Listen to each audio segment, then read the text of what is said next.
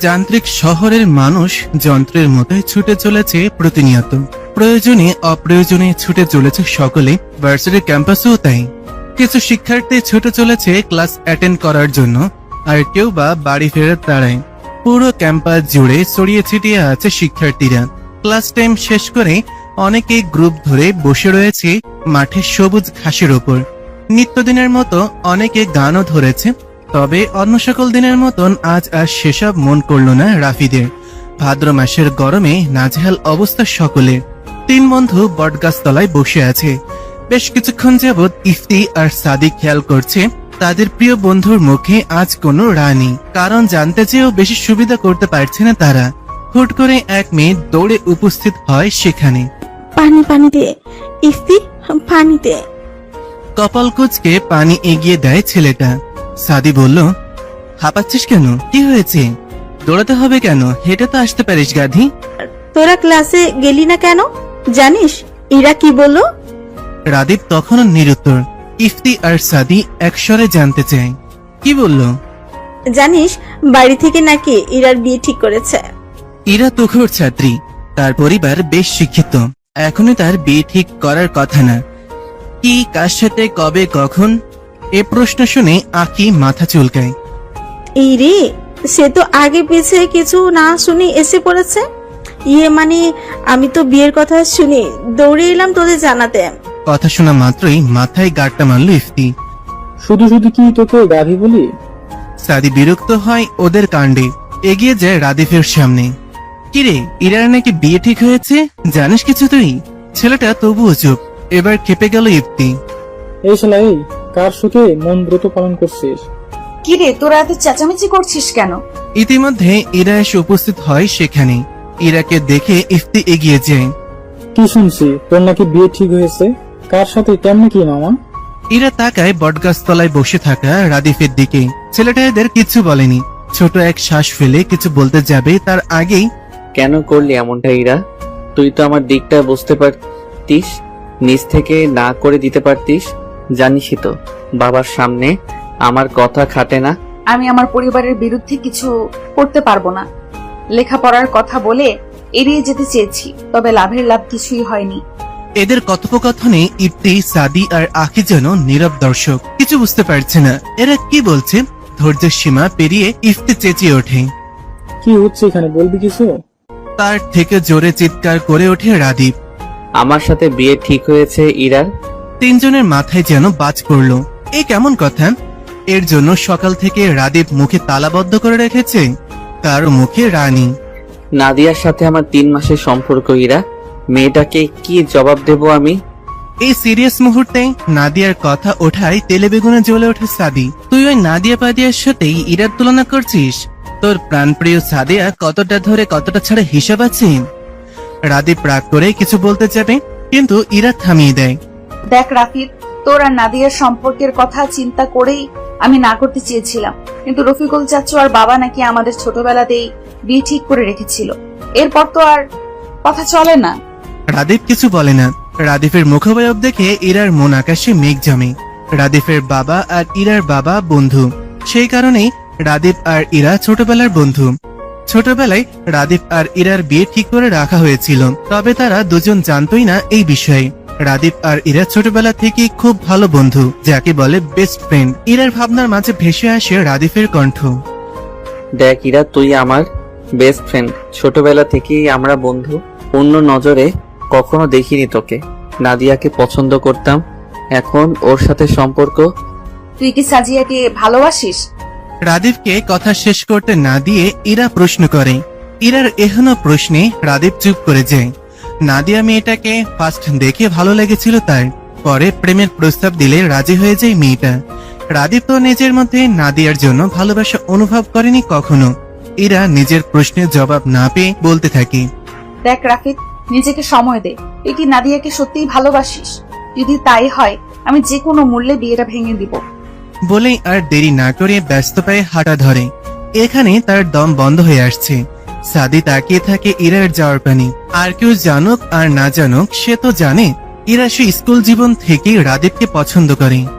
রাদীপ, বিয়েতে তোর আপত্তি থাকলে করিস না, তবে নাদিয়া মেয়েটা ভালো না। এতদিন ভেবেছি তুই টাইম পাস করছিস, এইভাবে কিছু জানাইনি। ইফতির কথায় রাদীপের কপালে চিন্তার ভাঁজ। কি প্রমাণ আছে তোর কাছে? একটু আগে নাদিয়াকে পুরাতন ভবনে যেতে দেখেছি, সেখানে তার কি কাজ থাকতে পারে? থাকতেই পারে কোনো কাজ। তুই এইভাবে মানবি না। এই সাদি, ধর তো, বেটাকে আজ দেখিয়ে নিয়ে আসি। বাসে প্রবেশ করতে দেখতে পায় রাদীপের মা এসেছে। এগিয়ে যায় ইরা, কুশল বিনিময় করে তার সাথে। ইরাকে ডেকে লতিফা বেগম পাশে বসান। পছন্দ হয় নাকি তোর? পাশ থেকে লাল খয়েরি রঙের বেনারসি শাড়ি দেখিয়ে বললেন কথাটা। অনেক বেশি সুন্দর চাচি, নিশ্চিত তুমি পছন্দ করেছো। লতিফা বেগম খুশিতে গদগদ হয়ে উত্তর করে। হ্যাঁ রে, তোর চাচুর আর সময় কোথায়, আমি একাই সব কেনাকাটা করেছি। ইরার মুখে তখনও লোক দেখানো হাসি বিদ্যমান। বড় এক শ্বাস নেয় সে। চাচি, বলছিলাম কি, রাফিদের মতটা নিলে ভালো হতো না? রাদিফের আবার মত কিরে, ওর বাবা যা বলবে তাই। একটা মাত্র ছেলে আমার, যাকে তাকে ছেলের বউ বানাবো নাকি? কি বুঝে ওই ছেলে জীবনে? তুই চিন্তা করিস না, বিয়ের পর সব ঠিক হয়ে যাবে। আরো কিছুক্ষণ বসে থেকে উঠে রুমে চলে যায় ইরা। রুমে যেতেই মুখে থাকা হাসি মিলিয়ে যায়। নিজের প্রিয় মানুষকে দেখতে যাচ্ছে সে, তবুও যেন মন থেকে খুশি হতে পারছে না। তার একমাত্র কারণ, তার প্রিয় মানুষ তাকে চাচ্ছে না, সে তো চাচ্ছে অন্য একজনকে। ক্যাম্পাসের পুরাতন ভবনের সিঁড়িতে দাঁড়িয়ে আছে রাদীপ। সে মোটেও আসতে চায়নি। ইফতি আর সাদি জোর করে নিয়ে এসেছে। এগিয়ে যায় তিনজনে। দ্বিতীয় তলায় উঠতেই টনক নড়ে রাদীপে। এখানে নাদিয়ার কি কাজ থাকতে পারে? তৃতীয় তলায় উঠতেই অপ্রত্যাশিত এক দৃশ্য দেখা দেয়। রাদীপের পায়ের নিচ থেকে মাটি যেন সরে যাচ্ছে। নাদিয়া একটা ছেলের সাথে অন্তরঙ্গ মুহূর্তে ব্যস্ত। এক মুহূর্ত দেরি না করে রাদীপ নেমে যায় সেখান থেকে। ছি, তার নিজেকে নিজের ঘৃণা হচ্ছে এমন একটা মেয়ের সাথে 3 মাস প্রেমের সম্পর্ক ছিল। আর কিছু না ভেবে বাড়ির উদ্দেশ্যে রওনা হয়। পেছন থেকে ইফতি আর সাদি ডাকছে তাকে, তবুও থামার নাম নেই। বাড়িতে গিয়ে কারোর সাথে কোনো কথা না বলেই চলে গেল নিজের রুমে। কল করলো ইরাকে। রিং হতেই ফোন পিক করলো মেয়েটা, যেন তার কলের অপেক্ষাতেই ছিল। আমি কাউকে ভালোবাসি না ইরা, আমি তোকে বিয়ে করতে রাজি। ইরার খটকা লাগে। রাদীপের কণ্ঠ যেন কেমন শোনাচ্ছে তার কাছে। রাফিদ, তুই ঠিক আছিস? নিঃশব্দে হাসে ছেলেটা।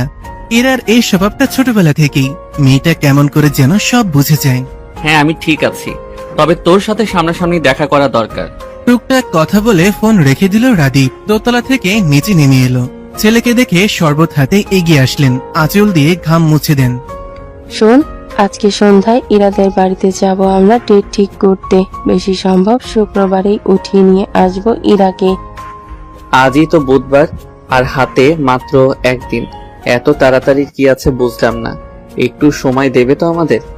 বিয়ের পর অনেক সময় পাবি। মায়ের উত্তর যেন প্রস্তুত থাকে সদাই। রাদীপ আর কথা বাড়ায় না। তখনই ফোনটা বেজে ওঠে। স্ক্রিনে তাকিয়ে বিরক্তি যেন বেড়ে গেল। নাদিয়া মেয়েটা কল করেছে। কল না ধরে ব্লক করে দিল ডাইরেক্ট। নিজের প্রতি বিরক্ত লাগছে। কি মেয়ের সাথে সম্পর্কে ছিল সে? ছি, প্রেমিকার সাথে অন্য এক ছেলের ওইরকম দৃশ্য দেখার পরও তার বিন্দুমাত্র কষ্ট লাগেনি, বরং ঘৃণা হচ্ছে নিজের প্রতি। ইরার রুমে বসে আছে রাদীপ। সন্ধ্যার পরে রাদীপকে নিয়ে তার মা বাবা এসেছে ইরাদের বাসায়। বড়রা সকলে ড্রয়িং রুমে বসে বিয়ের দিন তারিখ নিয়ে আলোচনা করছে। তাকে পাঠানো হয়েছে ইরার সাথে একান্ত কথা বলতে। রাদীপ ভেবে পায় না ইরার সাথে সে একান্ত কথা কি বলবে। তাদের জীবনে কি এমন কোনো কিছু আছে যা দুইজন জানে না? নেই তো। সকল কিছুই তাদের নখদর্পণে। ছোট থেকে বড় হওয়া তাদের একসাথেই। ভাবনার মাঝে ইরা রুমে উপস্থিত হয়।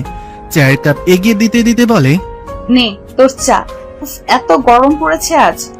আজ বাদে কাল বউ হবি আমার, তুই তুকারি করছিস কেন? রাদীপের কথায় খানিকটা লজ্জা পেল ইরা। তবে ছেলেটাকে বুঝতে দেওয়া যাবে না। মেয়েকে রাগ দেখাতে ভেঙচি কাটল। তাই বলে কি তোকে এখন ও গো কি গো হ্যাঁ গো বলতে হবে? পারবো না আমি। রাদীপ কপাল কুঁচকে ফেলে। এই মেয়ে তো তাকে 2 পয়সার সম্মান দেবে না, আর কখনো না দিয়েছে। অথচ ছেলেটা জানেই না মেয়েটা তার জন্য আদর্শ বউ হওয়ার প্রশিক্ষণ নিচ্ছে। কিছুক্ষণ চুপ থেকে রাদীপ মুখ খুলে, দেখ ইরা, তুই আমার বেস্ট ফ্রেন্ড হিসেবে অদ্বিতীয়া, তবে এক ছাদের নিচে আমাদের জীবন কেমন হবে আমরা জানি না। তাই আমার কিছু সময় লাগবে নিজেকে গুছিয়ে নিতে। আশা করি তুই আমার দিকটা বুঝবি। রাদিফের ইঙ্গিত বুঝতে সময় লাগে না ইরার, তবে অনুভূতি বোঝা মুশকিল। অনুভূতি প্রকাশে বরাবরই ব্যর্থ মেয়েটা নিজেকে সামলে বলে, আমি যেন মরেই যাচ্ছি বউয়ের অধিকার পাওয়ার জন্য। রাদীপ কিছু বলতে যাবে তার আগেই তাদের ডাক চলে আসে। চলে যায় ড্রয়িং রুমের উদ্দেশ্যে। ইরার বিয়ে হয়ে যাচ্ছে। আচ্ছা, আমার বাবা মা কি আমাকে চোখে দেখে না বিয়ে দেওয়ার জন্য? আখির কথায় ভুরু কুঁচকে প্রশ্ন করে ইফতি। তোকে কে বিয়ে করবে গাধি? অবশ্যই করবে। আমি কি কম সুন্দরী নাকি? বলে ভাব নেয় মেয়েটা। এত বিয়ে বিয়ে করছিস কেন বলতো? লেখাপড়া খুব প্যারা দিচ্ছে আজকাল। এর থেকে বিয়ে করা ঢের ভালো দোস্ত। ছাই দিয়ে $2 দিলেই পাতিল পরিষ্কার। আখির কথায় হেসে দেয় সকলে। ইরা বলে ওঠে, কাল সময় মতো চলে আসিস কিন্তু সকলে। আখি মেয়ে পক্ষ থাকবে আর তোরা দুজন রাফিদের সাথে বর পক্ষ থেকে আসবি, তাই না রাফিদ? হুম। ফোনের স্ক্রিনের দিকে তাকিয়ে উত্তর দেয় রাদীপ। নীরব এক দীর্ঘশ্বাস ফেলে ইরা। বিয়ের কথা হচ্ছে থেকেই ছেলেটা কেমন চুপচাপ, কারোর সাথেই কোনো কথা বলে না তেমন। ইরার সাথে তো নাই। মাঝে মাঝে ইরার আফসোস হয়, ভালোবাসার মানুষ পেতে গিয়ে তাদের বন্ধুত্ব নষ্ট হয়ে যাবে না তো। সাদি অবলোকন করছে ইরার মুখবয়ব। কেমন শান্ত হয়ে গেছে মেয়েটা। ইরা তো নিজের ভালোবাসা পেতে যাচ্ছে, তবু এমন মলিনতা কেন তার মুখ জুড়ে? সাদি এগিয়ে যায় ইরার দিকে। ইরা, আয় তো, আজ তোকে ভেলপুরি খাওয়াতে নিয়ে যাব। কেন কেন? ইরা একা কেন? আমিও খাবো। তোকে কাল খাওয়াবো। ইরা, আয় তো। কাউকে কিছু বলতে না দিয়ে ইরাকে এক প্রকার টেনে নিয়ে যায় সাদি সেখান থেকে। ভেলপুরি অর্ডার দিয়ে পাশে থাকা টুলে গিয়ে বসে দুজনে। এখনো ইরা মেয়েটা অন্যমনস্ক। হ্যাঁ বল। কি হয়েছে ঠিক করে বলতো। রাদীপ, তোর এতদিনের ভালোবাসা ওকে পেতে চলেছিস, তবুও তোর মুখ জুড়ে এমন মলিনতা কেন? সাদি, আমার কেন যেন মনে হচ্ছে আমি ভালোবাসা পেতে গিয়ে আমার বন্ধুত্ব হারিয়ে ফেলছি। দেখ না, যে রাফিদ বক বক করে আমার মাথা খেয়ে ফেলতো, আজ সে রাফিদ চুপ হয়ে গিয়েছে। প্রয়োজন ছাড়া আমার সাথে কথা বলছে না। আমার কষ্ট হচ্ছে সাদি, আমার ভীষণ কষ্ট হচ্ছে। দম বন্ধ লাগছে। আমি আর আগের মতো রাফিদকে ফিরে পেতে চাই। একদমই কথা বলে থামে মেয়েটা। চোখের কোণে পানের উপস্থিতি স্পষ্ট। দেখ ইরা, তুই রাদীপকে ভালোবাসিস, কিন্তু ও তো তেমন কিছু ভাবেনি কখনো, তাই হয়তো মেন্টালি ডিস্টার্ব হয়ে আছে। চিন্তা করিস না, সব ঠিক হয়ে যাবে। এবার ভেলপুরি খেয়ে বাড়ি যা তো, একটু নিজের যত্ন নিয়ে গিয়ে। কালকে তোর বিয়ে। ইরা জানে সাদি তাকে স্বাভাবিক করার জন্য কথাগুলো বলছে, তবুও স্বভাব স্বরূপ হাসলো খানিকটা। সাদি রিক্সা ঠিক করে দিল। ইরা রওনা হলো বাড়ির উদ্দেশ্যে। মন প্রাণ যাচ্ছে যেন সাদির কথা মতন সব ঠিক হয়ে যায়। এতগুলো বছর নিজের অনুভূতি লুকিয়ে রেখেছে শুধুমাত্র তাদের বন্ধুত্বে, যাতে কোনো ফাটল সৃষ্টি না হয়। রাদীপকে নিজের করে পাওয়ার থেকে যে বন্ধুত্বটা টিকিয়ে রাখা বেশি গুরুত্বপূর্ণ ইরার কাছে। ভাদ্র মাসে তপ্ত রোদ আজ যেন ফিকে পড়েছে। সকাল থেকে আকাশ জুড়ে মেঘের বিচরণ। ঝিরিঝিরি বৃষ্টি হচ্ছে বেশ কিছুক্ষণ হলো। লাল খয়েরি বেনারসি পরে বউ সেজে বসে আছে ইরা। মুখে হালকা প্রসাদনের ছোঁয়া। মুখ দেখে তার অনুভূতি বোঝার উপায় নেই, নিত্যদিনের মতোই। জুমার নামাজ পড়েই রাদীপের বাড়ি থেকে বরযাত্রী আসবো ইরাদের বাড়ি। ইরা জানে না রাদীপের মনোভাব। ওই দিনের পর আর তেমন কথা হয়নি দুজনের। সে আপাতত একা বসে রয়েছে তার রুমে। ইরার বোন ইলা আর আখি মিলে গেট ধরবে সেই প্রস্তুতি নিচ্ছে। ইরার ভাবনার মাঝে হন্তদন্ত হয়ে ঘরে প্রবেশ করে ইলা। আপু, রাদীপ ভাইয়াকে শুভ্ররাঙা পাঞ্জাবিতে যা লাগছে না, তুই দেখলে টাসকে খেয়ে যাবি। ইলার কথায় আনমনেই হাসে ইরা। ছেলেটাকে আজ বুঝি বেশি সুন্দর লাগছে। দেখতে চাচ্ছে মেয়েটা, তবে এখন কি আর সেই সুযোগ আছে? সকাল থেকে ইরা মেয়েটা না খাওয়া। তার নাকি খাবারের গন্ধে পেট ভরে আসছে। এই তো কিছুক্ষণ আগে কাজে এসে বিয়ে পড়িয়ে গেল। ইরা বসে আছে, কিন্তু তার ভাবনা সে রাদীপ নামক পুরুষটাতেই শুরু আর তার মাঝেই শেষ। তার ভাবনার মাঝে রাদীপকে তার রুমে নিয়ে আসা হলো। ইরা কল্পনা করতে লাগলো, ইস, ছেলেটাকে এত মারাত্মক লাগছে কেন? নাকি শুধু তার চোখেই ছেলেটা অতিমাত্রায় সুদর্শন? বুঝতে পারে না ইরা। ইরা আর রাদীপকে পাশাপাশি বসানো হয়েছে। ইরা ফিসফিস করে জিজ্ঞেস করে, এই রাফিদ, দেখ তো আমাকে কেমন লাগছে। রাদীপ তাকায় ইরার দিকে। মেয়েটা কেমন হাসি হাসি মুখ করে রেখেছে। সৌন্দর্যের দিক থেকে মেয়েটা নিতান্তই সাদামাটা, তবু আজ ভিন্ন রকম সুন্দর লাগছে রাদীপের কাছে ইরাকে। এটা কি তিন কবলের টান? হয়তো তাই। ঘর জুড়ে রজনীগন্ধা আর গোলাপ ফুলের গন্ধে মৌ মৌ করছে। বিছানার মাঝখানে ইরাকে বসিয়ে রেখে গেছে আখি।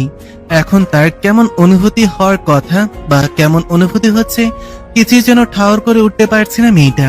আচ্ছা, রাদীপের অনুভূতি কেমন হবে তাকে এই রূপে দেখে? সে কি প্রেমিক পুরুষের মতন বুকে হাত দিয়ে পড়ে যাওয়ার অভিনয় করে হাসানোর চেষ্টা করবে আমাকে? নিজের ভাবনার মাঝেই হেসে ওঠে। আদৌ কি তা সম্ভব? ছেলেটা তো তার সাথে কথাই বলে না। সং সেজে বসে আছিস কেন? তোর কি বাসর করার শখ হয়েছে? চমকে দরজায় তাকায় ইরা। রাদীপ দাঁড়িয়ে নিজের ভাবনায় এতটাই মশগুল মেয়েটা যে রুমে কারো উপস্থিতিও টের পায়নি, সেজন্য ঠিকঠাক শুনতেও পায়নি ছেলেটা কি বলছে তাকে। কি বললি? শুনতে পাইনি। এই তুই আমার সাথে তুই তোকারি করছিস কেন? তুই না আমার বিয়ে করা বউ? ও তাই বুঝি? বিয়ে করা বউকে কেউ এত রাত অব্দি অপেক্ষা করায়? কিছুটা দমে গেল রাদীপ। হ্যাঁ তাই তো, রাত 1টা বাজতে চললো তো ঘুমিয়ে যেতে আমি কি মানা করেছি? এত কথা না বাড়িয়ে ওয়াশরুমে যা, নর্মাল কাপড় পরে আয়। ইরা বিনা বাক্যে নেমে যায় ফ্রেশ হতে। রাদীপের ফোনটা সেই কখন থেকে বেজে চলেছে। সেই দিন নাদিয়াকে ব্লক করার পর বিভিন্ন নাম্বার থেকে কন্ট্যাক্ট করার ট্রাই করে যাচ্ছে। রাদীপ ফোন বন্ধ করে রেখে দেয়। সবকিছু নিয়ে যেন সে মেন্টাল ট্রমার মধ্যে দিয়ে যাচ্ছে। পাশে থাকা ইরার ফোনটা বেজে ওঠে। তাদের ফ্রেন্ড গ্রুপ থেকে কল এসেছে। ফোনটা হাতে নিয়ে কলে জয়েন হয় সে। স্ক্রিনে ভেসে আসছে ইফতি আর আখির মুখ। কোন একটা বিষয় নিয়ে হু হু করে হাসছে তারা। রাদীপকে দেখে চুপ মেরে যায় আখি, তবে ইফতি দমে না। কিরে মাম্মা, খবর কি? বউ রেখে বউয়ের ফোনে কি করছিস? রাদীপ এবার আর রেগে যায় না। বউ ফ্রেশ হতে গিয়েছে, আপাতত বউয়ের ফোনই কাছে। রাদীপের স্বাভাবিক রূপ দেখে আখি হতভম্ব। 2 দিন আগেও মুখ প্যাঁচার মতো করে রেখেছিলি বিয়ে করবি না বলে, আজই বউ বউ করছিস, লজ্জা লাগে না? আরে এটা তো আমাদের ইরার ক্রেডিট, তাই না রে রাদীপ? আজ একটা বউ নেই বলে বউ বউ করতে পারছি না। ধুর শালারা, ফোন রাখ। বলেই কল কেটে দিল রাদীপ। এদের মুখের ভাষা অন্যদিকে চলে যাওয়ার আগেই কেটে পড়া ভালো। বেশ অনেকক্ষণ বাদেই ইরা বেরিয়ে এলো। রাদীপের হাতে তখনও ইরার ফোন। কে কল দিয়েছিল রাফিদ? রাদীপ এ প্রশ্নের উত্তর দেয় না, বরং পাল্টা প্রশ্ন করে। ইমন কে এরা? ইরা ভুরু কুচকায়। হঠাৎ এই প্রশ্ন? আরে ইমন তো আমার খালাতো ভাই হয়। তোর সাথে দেখা হয়েছে তো তোর মনে নেই? ওর সাথে তোর এত কি কথা? ইরার কুচকানো ভ্রু আরো সংকুচিত হয়। রাদীপ তো কখনো এমন ভাবে জিজ্ঞাসাবাদ করে না তাকে। এমনি আমরা সমবয়সী সেই হিসাবে। সমবয়সী বলেই কথা বলতে হবে? পার্লের লজিক দেখাও তুমি আমাকে। ইরা অবাকের উপর অবাক হচ্ছে। এ কোন রাদীপ? পরক্ষণে কিছু একটা ভাবে মুচকি হাসি ধরা দেয় ইরার মুখে। রাফিদ, আর ইউ জেলাস? বালের জেলাস আমি? সর সামনে থেকে। ইরা হাসতে থাকে। সে বুঝেছে রাদীপ জেলাস হচ্ছে তার বিষয়ে। ইরাকে হাসতে দেখে রাদীপ ভুরু কুচকায়। বিছানার মাঝখানে কোলবালিশ রাখা। এই দেখ, এই পাশে তুই, এই পাশে আমি। একদম কাছে ঘেসবি না বলে দিলাম। আমার সময় প্রয়োজন। ছাতার মাথা আলাপ জুড়ে দিয়েছিস সেই থেকে। সময় প্রয়োজন, সময় প্রয়োজন, সব সময় এক কথা। আমি কি তোর ঘাড়ে চড়ে বসে রয়েছি স্ত্রীর অধিকারের জন্য? ফাউল একটা। হতভম্ব রাদীপ। সে রেগে যাওয়ার মতন কি বললো এখানে? তাকে কিছু বলার সুযোগ না দিয়ে নামাজে দাঁড়িয়ে যায় ইরা। আল্লাহর কাছে শুকরিয়া আদায় করবে সে এখন ভালোবাসার মানুষকে জীবনে এনে দেওয়ার জন্য। মাঝরাত, নিস্তব্ধে ঘেরা রাস্তাপাট। সোডিয়াম হলদেটে আলো ছাড়া আর কোনো আলোর দেখা নেই। সেই নিস্তব্ধ রাস্তার মাঝে বসে সাদি সিগারেট ফুঁকছে। সিগারেটের ধোঁয়ার মধ্য দিয়ে বুকের ব্যথা উড়িয়ে দেওয়ার ব্যর্থ প্রচেষ্টা চালিয়ে যাচ্ছে। সিগারেট নাকি মানুষের মনের দুঃখ কমাতে পারে? কই, তাহলে তার কমছে না কেন? সকলের সামনে কঠিন হয়ে চলা ছেলেটাও যে আজ ভাগ্যের নির্মমতার শিকার। কথাই বলে না, একজন তার মনের মানুষ পেয়ে গেলে তৃতীয় পক্ষ কষ্ট পাবি। সেই নিদারুণ কষ্ট অনুভব করছে ছেলেটা। সেই কলেজ জীবন থেকে ইরাকে পছন্দ করে ছেলেটা, কিন্তু কখনো সাহস করে বলা হয়ে ওঠেনি। যেদিন সে জানতে পেরেছিল ইরা রাদীপকে ছোটবেলা থেকেই পছন্দ করে, সেদিন সাদি ভেঙে পড়েছিল। আমাদের সমাজে একটা কথা বেশ প্রচলিত, ছেলেদের নাকি কাঁদতে হয় না। সে বাধা নিয়ম ভেঙে আকাশ পাতাল কাঁপিয়ে কান্না করছিল ছেলেটা। সেটা কেউই শুনতে পায় না, কেউই না। তারপর থেকে নিজেকে গুছিয়ে নিতে শুরু করেছিল ছেলেটা, গুছিয়েও নিয়েছিল। তবে আজ তার খুব কষ্ট হচ্ছে, খুব। ভালোবাসায় এত দহন কেন ইরাবতী? আমি যে এই দহনে জ্বলে পড়ে ছারখার হয়ে যাচ্ছি। নিস্তব্ধ জনমানবহীন রাস্তায় ছাদের আত্মচিৎকার শোনার মতন কেউই নেই। মন মস্তিষ্ক যেন যুদ্ধে নেমেছে। বারবার তাকে মনে করিয়ে দিচ্ছে তার ইরাবতী এখন অন্য কারো, তোর আর অধিকার নেই তাকে চাওয়ার। চিৎকার করতে থাকে ছেলেটা, তোমাকে আর চাইবো না ইরাবতী, আর চাইবো না। কিছুক্ষণ পর নিজেকে ধাতস্থ করে ছেলেটা, মনে যাই থাকুক তাকে তো নিজেকে গুছিয়ে রাখতে হবে। তার মনের ক্ষরণ সে কাউকে জানাতে চায় না। বিড়বিড় করে ওঠে আনমনি, আমার না হও অন্যের হও, তবুও তুমি সুখে রও। ভোরের আলো ফুটতেই রাদীপের ঘুম ভেঙে যায়। পাশ ফিরে ইরাকে দেখতে পেল। পিলে চমকে ওঠে ছেলেটার, ইরা এখানে কেন? তার মস্তিষ্ক সচল হয়ে ওঠে। কালকে তো তার আর ইরার বিয়ে হলো। আনমনি হাসে ছেলেটা, তার ছোটবেলার বেস্ট ফ্রেন্ড এখন তার বউ। ইরার মুখের দিকে তাকিয়ে আছে রাদীপ, মেয়েটাকে কেমন স্নিগ্ধ লাগছে। এক ধানে তাকিয়ে থাকে ছেলেটা। ইরা নড়ে চড়ে ওঠে, হুট করে চোখ মেলে তাকায়। রাদীপ তড়িঘড়ি করে অন্যদিকে তাকায়। কি করছিলি রাফিদ? মেয়েটা ঘুম জড়ানো কণ্ঠ শুনে শীতল স্রোত বয়ে যায় পুরো শরীর জুড়ে। আজ হুট করে মেয়েটাকে এত মায়াবী লাগছে কেন? নিজেকে প্রশ্ন করে কোনো উত্তর পায় না ছেলেটা। গলা পরিষ্কার করে নেয়। বউকে দেখছিলাম। ইরা হতভম্ব, এটা কি আদৌ রাদীপ? তার কেমন সন্দেহ হচ্ছে। হুট করে উঠে বসে। রাদীপের কপালে হাত রাখে ইরা। কই না তো, জ্বর তো আসেনি। ছাড় তো, আমার জ্বর আসতে যাবে কেন? আহারে, তোর নাদিয়ার কি হবে রে এবার? মেয়েকে দুঃখ প্রকাশ করে মেয়েটা। তেতে ওঠে রাদীপ। যাবি তুই এখান থেকে? আজ ইরা আর রাদীপ একসাথে ভার্সিটিতে এসেছে। ইরার মেজাজ বেশ ফুরফুরে আজ। দুজন একসাথে এগিয়ে গেল বাকিদের উদ্দেশ্যে। বটগাছের কাছাকাছি আসতেই ইপ্তি বেশ জোরেই বলে ফেলে, এই কি রে, তোরা আজই ক্যাম্পাসে এসেছিস? আমি ভাবলাম রাদীপ হয়তো 3 দিনেও দরজাই খুলবে না। ইরা লজ্জায় মরিমরি অবস্থা। তবে রাদীপ এগিয়ে যায় ইফতির দিকে। তবে রে, আজ হচ্ছে তোর। রাদীপ ধরার আগেই ইফতি পগার পায়। রাদীপ ওকে কম যায়? সেও পিছু ধাওয়া করেছে। আকি আজকে ভার্সিটি আসেনি। ইরা এগিয়ে যায় সাদির পাশে। সাদি, তুই ঠিক বলেছিলি, রাফিদ নর্মাল হচ্ছে আমার সাথে। সাদি তাকায় ইরার দিকে। খুশিতে কেমন চকচক করছে মেয়েটার মুখ। এই হাসি মুখের দিকে তাকিয়ে এসে সারাটা জীবন পাড়ি দিতে পারবে। তুই সুখী হয় না, তোর সুখেই আমার সুখ বলেই ইরার মাথায় হাত রাখে ছেলেটা। পরক্ষণেই হাত সরিয়ে নেয়। তার এমনটা করার অধিকার নেই। পুকুর পাশে দাঁড়িয়ে আছে রাদীপ। তার পাশেই নাদিয়া মেয়েটা। রাদীপ মোটেও আসতে চায়নি। নাদিয়া এক প্রকার বাধ্য করে নিয়ে এসেছে তাকে। তুমি আমাকে ব্লক করে দিয়েছো কেন? আমার সাথে কোনো কন্ট্যাক্ট করছো না কেন? আমি বিয়ে করে নিয়েছি। আমার জীবনে আমার স্ত্রী ছাড়া অন্য কোনো নারী থাকুক তা আমি চাই না। তোমার আর কোনো প্রশ্নের উত্তর দিতে আমি প্রয়োজন মনে করছি না বলেই পাশ কাটিয়ে চলে যেতে নেয় রাদীপ। কিন্তু নাদিয়া নামের অসভ্য মেয়েটা জড়িয়ে ধরে তাকে পেছন থেকে। দেখলে মনে হবে দুজন দুজনকেই জড়িয়ে ধরেছে। আর হলো তাই। ঠিক সেই মুহূর্তে এরা সেখানে উপস্থিত হয়। আগে পিছু কিছু না দেখে সেই মুহূর্ত দেখেই থমকে যায় ইরার পৃথিবী। আর এক মুহূর্ত দেরি না করে চলে যায় সেখান থেকে। আর একটু সময় থাকলে হয়তো রাদীপের দেওয়া চরটাও দেখতে পারত। একটু দেরি করলে হয়তো নিজেদের মধ্যে ভুল বোঝাবুঝি তৈরি হতো না। ইরা কোথায়? পুকুর পাড় থেকে এসে ইরাকে না দেখে প্রশ্ন করে রাদীপ। তার প্রশ্নে ভুরু কুঁচকায় সাদি। ইরা তো পুকুর পাড়ের দিকে গেল, দেখা হয়নি তোর সাথে? রাদীপের মস্তিষ্ক সেকেন্ডেই ধরে ফেলে সম্পূর্ণ বিষয়। ইরা তাহলে কি সেখানে ছিল? ইরা কি তাকে ভুল বুঝলো? Shit shit. ব্যস্ত পায়ে নিজের রুমে প্রবেশ করে রাদীপ। ইরা নিচের ফ্লোরে বসে হাঁটুতে মুখ গুজে বসে আছে। কেঁপে কেঁপে উঠছে খানিক বাদে বাদে। স্পষ্ট বোঝা যাচ্ছে মেয়েটা কান্না করছে। রাদীপ এগিয়েছে। ইরা, এই রে, আমাকে ভুল বুঝছিস তুই? রাদীপের কথায় মুখ তুলে তাকায় ইরা।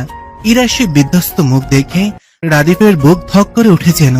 ইরা, আমাকে ক্লিয়ার করার সুযোগ। তোকে আমি বিয়ের আগে জিজ্ঞাসা করেছিলাম তুই অন্য কাউকে ভালোবাসিস নাকি। জিগাইনি, তুই কেন স্বীকার করলি না?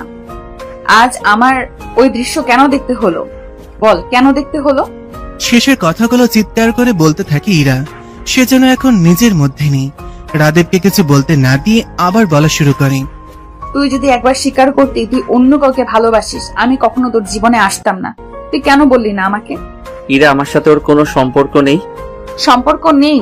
তোকে মেয়েটা জড়িয়ে ধরলো আর তুই বলছিস সম্পর্ক নেই? এবার গতি হারালো রাদীপ। এত রিয়াক্ট করার কিছু দেখছি না ইরা, তুই বেশি বেশি করছিস।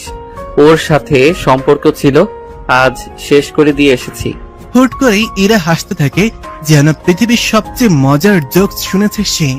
হাসতে হাসতেই বলতে থাকে, হ্যাঁ তুই ঠিক বলেছিস, আমি বেশি রিয়েক্ট করছি। জানিস রাফিদ, বিয়ের আগে আমার কোনো অধিকার ছিল না। তোকে অন্য কারোর সাথে দেখেও কিছু বলতে পারিনি, আর না পেরেছি নিজের মনের কথা তোকে জানাতে। কিন্তু এখন তো আমার পূর্ণ অধিকার আছে রাফিদ। তোকে নিজের করে পাওয়ার পর নিজ থেকে একটা অধিকার বোধ জন্মেছে তোর প্রতি। রাদীপ কিছু বলতেই মুখ খুলবে তার আগেই রাফিদ, আজকে বলে দে আমায়, তোকে আমি সেই স্কুল জীবন থেকে ভালোবাসি রাফিদ। হ্যাঁ ভালোবাসি, কখনো মুখ ফুটে বলতে পারিনি। পাছে যদি প্রিয় বন্ধু হারিয়ে ফেলি, সেই শোক যে আমি নিতে পারতাম না রে, এই জন্যই কিছু বলিনি। আমি আমার অনুভূতি প্রকাশ করতে পারি না। তুই কেন সব সময়ের মতো বুঝে নিলি না আমাকে? তবে দেখ, তুই আমার চোখের ভাষা বুঝতে না পারলেও আশেপাশের অনেকেই বুঝে গিয়েছিল আমার ইচ্ছের বিরুদ্ধেই। কই, তাদের তো বলতে হয়নি। তুই কেন বুঝলি না আমার চোখের ভাষা? এই সব কথা তোকে আমি বলতাম না। ভেবেছিলাম তুই সম্পর্কটা মেনে নিলে তারপর বলবো, কিন্তু না, আজ মনে হলো তোকে আজই জানিয়ে দেওয়া উচিত। এরপর যদি আর সুযোগ না পাই, আমি আফসোস নিয়ে মরতে চাই না। রাদীপ কিং কর্তব্য বিমূঢ়, তার চোখে মুখে বিস্ময়। ইরা তাকে ভালোবাসে? একটু আগে কি বললো ইরা? সে কি ঠিক শুনেছে? এটা কিভাবে হয়? এত বছরও কি সে ইরাকে বুঝতে ব্যর্থ? হাজার খানেক প্রশ্ন তার মনে ঘুরপাক খাচ্ছে। তার মাঝেই ভেসে আসে ইরার কণ্ঠ। একদিন তোকে প্রান্ত রেখার পথিক বানিয়ে চলে যাব বহু দূরে। সেই দিন তুই খুব করে চাইলেও আমাকে আর পাবি না। বলে চলে যেতে নেয় সেখান থেকে। তার আগেই রাদীপ ইরার হাত ধরে ফেলে। রাফিদ ছাড়, আমি একা থাকতে চাই। হাত ছাড়ে না, বরং আরো নিজের কাছে আনে ইরাকে। এতদিন কেন মনের কথা জানাসনি? ইরা কথা বলে না, চোখ দিয়ে অনর্গল পানি পড়ছে মেয়েটার। রাদীপ আরেকটু কাছে নিয়ে আসে ইরাকে। মেয়েটা ছাড়া পাওয়ার জন্য ছটফট করছে। খুব তো ভালোবাসি করছিস, আমার ভালোবাসার গভীরতা সহ্য করতে পারবি তো? ইরা মুখ তুলে তাকায় রাদীপের দিকে। ছেলেটার গরম নিঃশ্বাস আশ্রয় পড়ছে তার মুখে। রাদীপের কথা তার মাথায় বাজছে। কি বললো ছেলেটা? ভালোবাসার গভীরতা মানে? তার ভাবনার মাঝে রাদীপ ইরার কানে ফিসফিস করে, আমি ছুঁয়ে দিলে সামলাতে পারবি তো নিজেকে? বাবার অফিসে টুকটাক কাজ গুছিয়ে নিচ্ছে রাদীপ।